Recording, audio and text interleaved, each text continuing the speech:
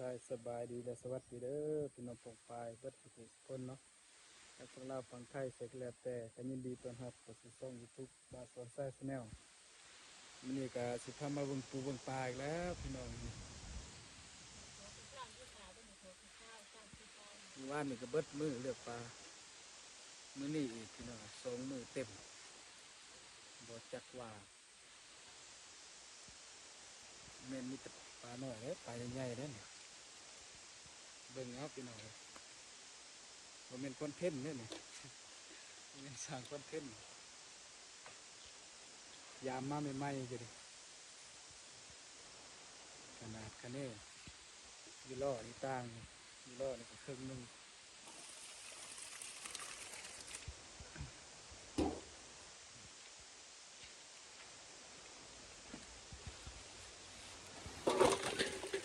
ออกเลย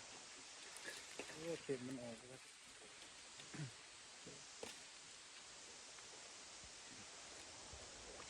แขนเป็นแขนมีสองแขนนั่นก็คือสองตัวอย่างนี่คือตัวใหญ่ขนาดต้องตายนั่นก็ยังมีเซยเนาะเดือดเบิ้งปลาใหญ่จับปลาใหญ่เลยตัวนี้เนาะ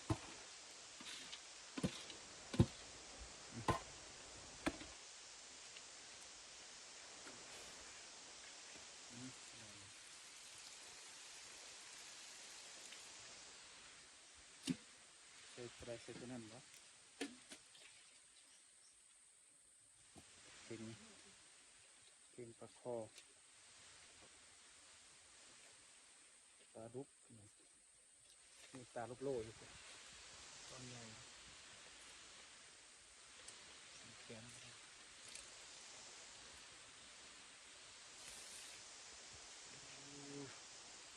ส่วนในปลาลุงต้อนลงลีคือหน่อยสุดได้เลยสุดสามบ่สุดสามเลยเนี่ยสามเทื่อเลยยามมากนี่เนาะ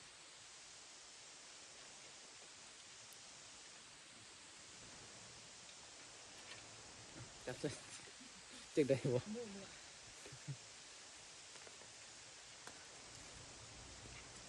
มาเบิ้งโนจับปลาใหญ่ลงเบิ้ง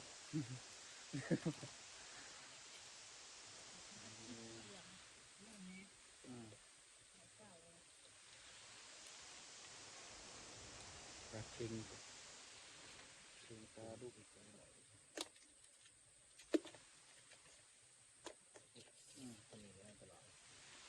พยายามระวังเพิ่นแบบปลาเค็ง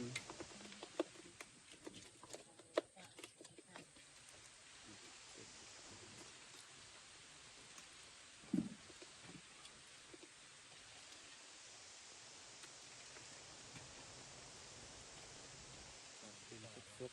ๆเป็นปลาคอปลาดุก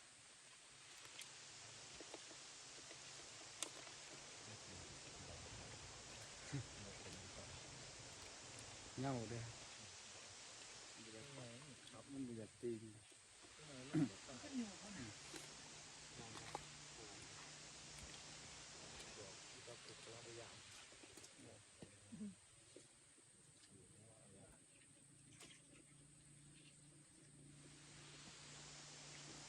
ปลาเค็งนี่บุคือปลาดุกนี่มั่นกว่าปีกอันนั้นปลาคอนี่นะสุดปลาเค็งนี่มั่นเลยก็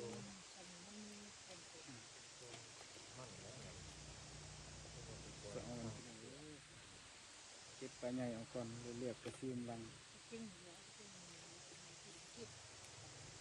เป็นหน่อยก้อยเนาะ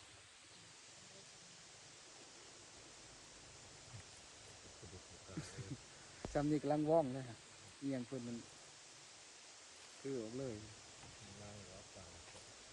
เนาะตานั่งเบิ้งนะเดี๋ยวนั่นบนสาวไปนะ นั่งเบิ่งสั่งรับตีให้มันลง ปีหน้าปีใส่หัว ไปกวนมันบุกขึ้นไหนไปเจอยางผ่าไปผ่าเนาะ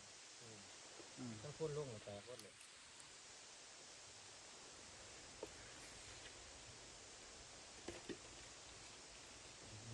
เคยกิน กินหลายมือก ะเลยกระดูก ไอ้เป็นคนละตื่นลงไปนี่ ตุ่ม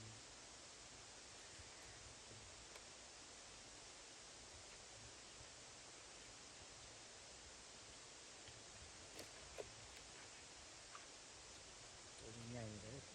ตัวหน้าตาเดี๋ยวมันเหน่านะมันจะตีน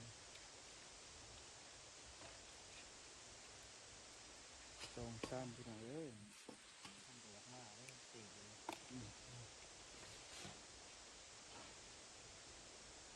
ต้นแบกกระเซียวปลาเค็งกับปลาดุกเลยเนี่ยสอดได้สำเร็จสิหนึ่ง สองแล้ว เอาเนื้อ จะกินอะไรอยู่หัวตีก็ดีเจ็บ ปลาดุกมันยอดเลยนะยอดมันเยอะถือว่ามันเป็นตัวน้อยๆเอ้ยเค็ง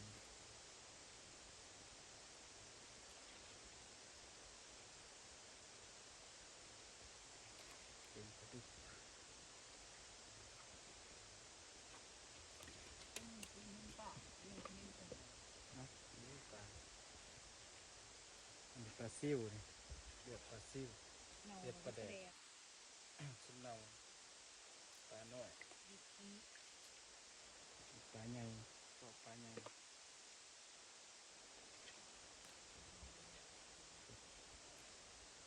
เออเก็บทุกขั้นตอนระบุได้แล้วทำปลาใหญ่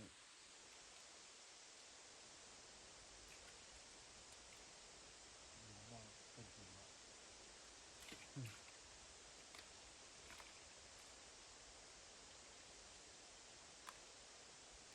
มันมีมองไงนี่จะไปไปไปนะ ปลาหน้าเบิดทุกของเมืองเลยดิ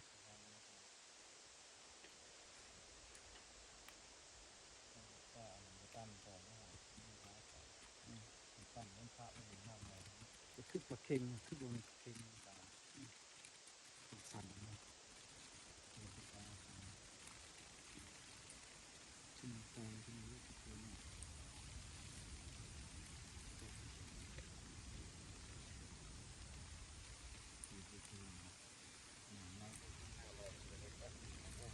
เฮ็ดกันได้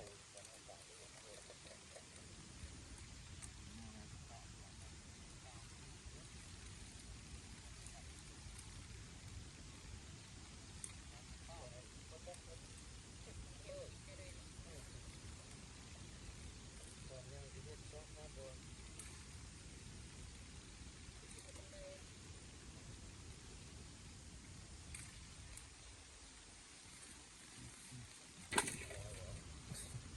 เป็นหน่อยเลือกขายอยู่ไ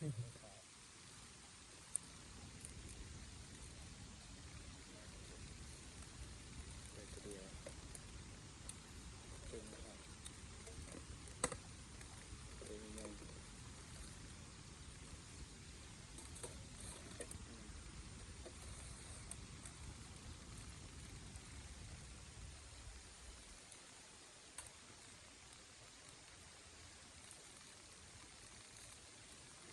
ไว้เป็นอีกอย่างคนเนาะ สูบไว้บุฟาสูบเนาะนั่นก็ที่จะกันเลยคุ้มกระปุกแซ่บเลยเด้อ นี่ตัวดูเลิกง่ายเลยมันจะลายทำตายก็ซื้อหาเธอว่า เสื้อตัวน้อยตัวน้อยเด็กยังมีเนาะลูกมัน มันเสียเสียเลย แต่ปลาขาวนั้นยังไข่ได้อยู่ท้องตา มันมีน้าเสียงเสียงตัวหนาไปเลย ยังมีเลือดเลย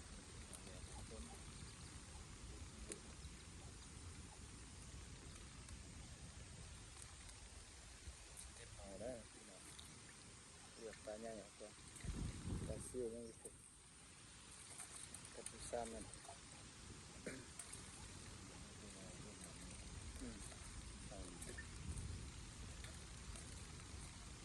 เก่งขนาดกับโค ตัวน้ำลายตัวนี้ก็ลิ้นก็เอาปาก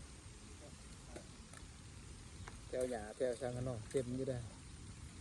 ตัวนี้น้ำล้นขึ้นเด้อ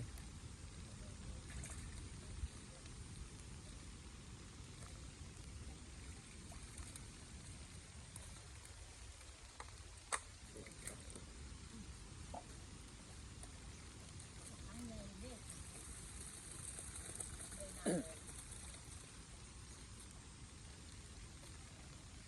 เอาพยายามไว้สิมันก็บ่เหย้าได้ปลาเค็งมันดมนะท่านพยายามไว้ก็ตายปลาดุกปลาดุกปลาดุก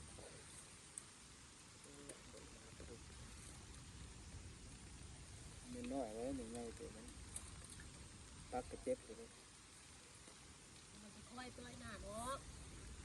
ปลาซิว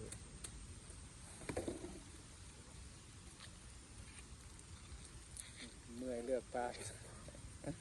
เมื่อยเลือกปลาสดสมือแล้ว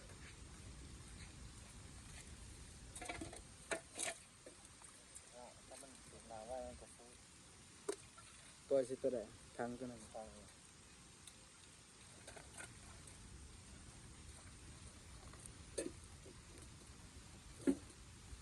มือจากลินปลาดุกเลย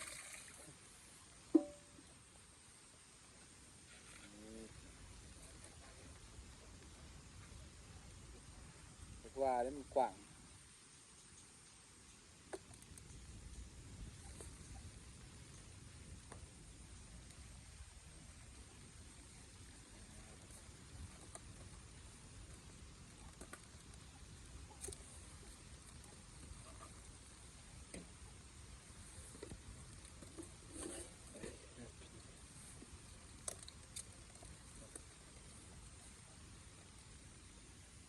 มือบุกกาเนาะ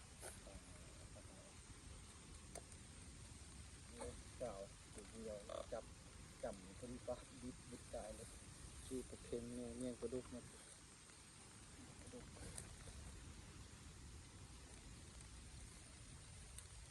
น้อยสันพอดีคมยังเงี้ยงเป็นปลาดุก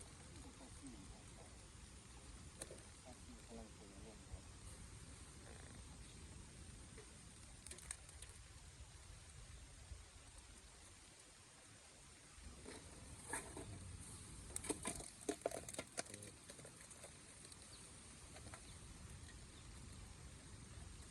สุดไก่ไก่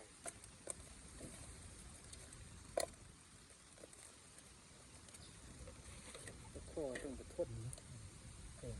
ตายเลยสิปลาดุกกับปลาเค็งนี่ทนเกิน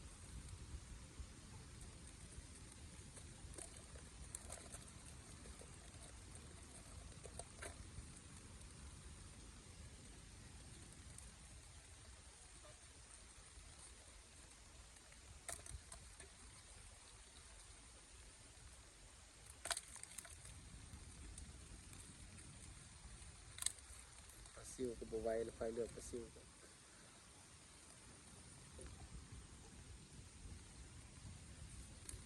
น้ำโยกลงอยู่ได้ปลาแรงร้ายแล้ว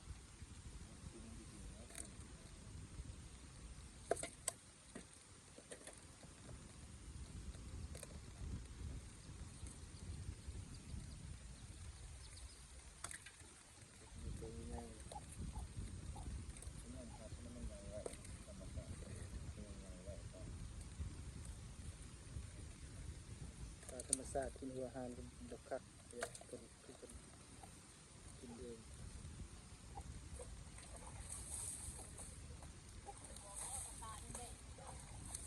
อยู่บ้านเนาะ เราเสียวมากอยู่แล้ว